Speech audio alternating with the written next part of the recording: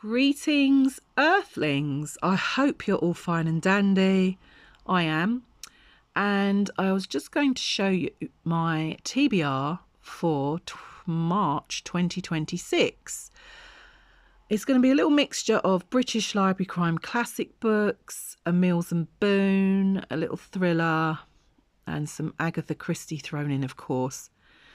So I'm on a book buying ban in 2026, so I'm allowed to borrow them from the library books, and I'm allowed to do book swaps. That's my own rules. No one's told me to do that. And I was in the library yesterday chatting to the librarian, and he suggested these two because he knows that I like the British Library crime classics.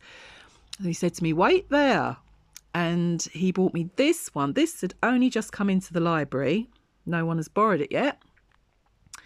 I think this British Library crime classic book was only published last year in 2025. It's called Not to Be Taken, A Puzzle in Poison by Anthony Barclay. Again, a wonderful cover. On the back, the cover is taken from a Somerset Travel by Train poster. And in this copy, it's got one of those wonderful introductions by Martin Edwards that I always enjoy reading. They are so informative about the author and the time and the books. So I'm very lucky to have found this one. This is why I love librarians, because they're so informative when you go in. Speak to them. So the blurb says this. John Waterhouse has died of some gastric complication. Oh my gosh. Exhumed at his brother's request, the discovery of death by arsenic poisoning.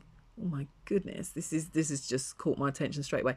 Catches the attention of a hungry press and fans the flames of gossip in the sleepy village of Anniepenny. I don't know if that's how you pronounce it.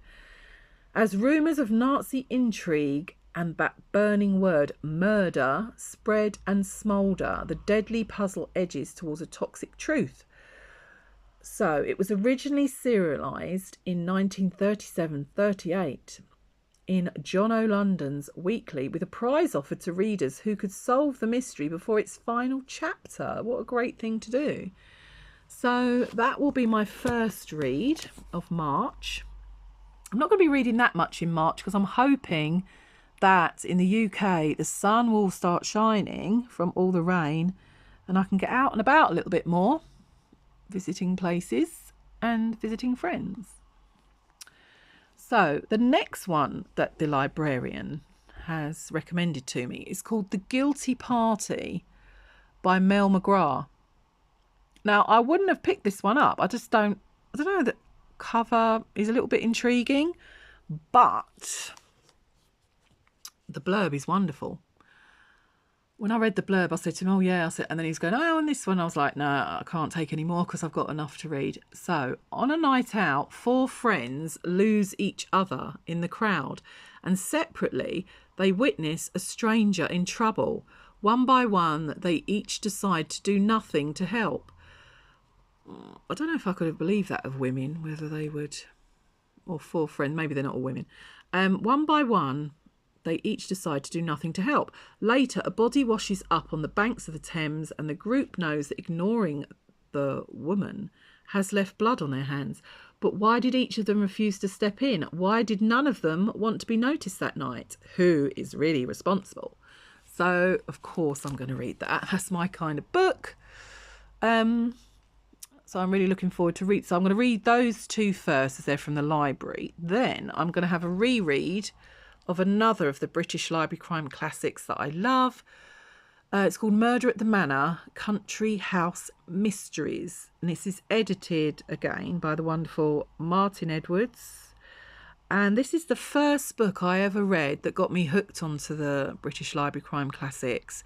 It is a little anthology of short stories, all set in sort of country house settings. I think this has got 16 stories by various authors. So I loved it the first time I read it, so I'm going to have a little reread of that. And then because I love Agatha Christie. We all love Agatha Christie, don't we? From this book, I've only ever read the Miss Marple stories from this book. So what I'm going to do, this is a second-hand copy.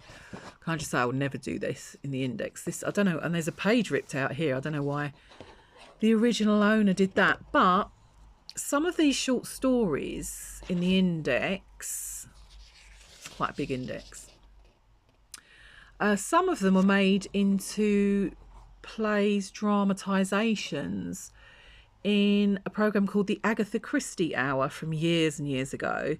So I've got those DVDs and I've never got round to watching them. So I thought, right, if I keep saying one day I'll do it, one day I'll do it, one day will never come. So I'm going to read the stories from this book that were dramatised into the Agatha Christie Hour and then watch them.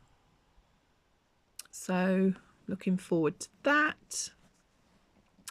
And then the only Mills and Boon book from my vintage collection I'm going to read this month is Love's Fantasy by Barbara McMahon. And if you've seen my other videos, you know that I love the cover art on these old vintage covers. But this is the first one I have from my mum's collection where the artist has signed the image. I mean, look, he's even put like veins in the man's arm. The attention to detail is just immense on these. So I thought I'd read the blurb to those of you who like the vintage Mills and Boon books like I do. Like what I do. So, you're rude and insufferable and your ego is the size of this island. Barbados seemed to be the most idyllic holiday spot Lacey could ever imagine until she met her unfriendly neighbour, Jake Wainwright. He had thrown her hospitality back in her face and virtually accused her of trying to trap him.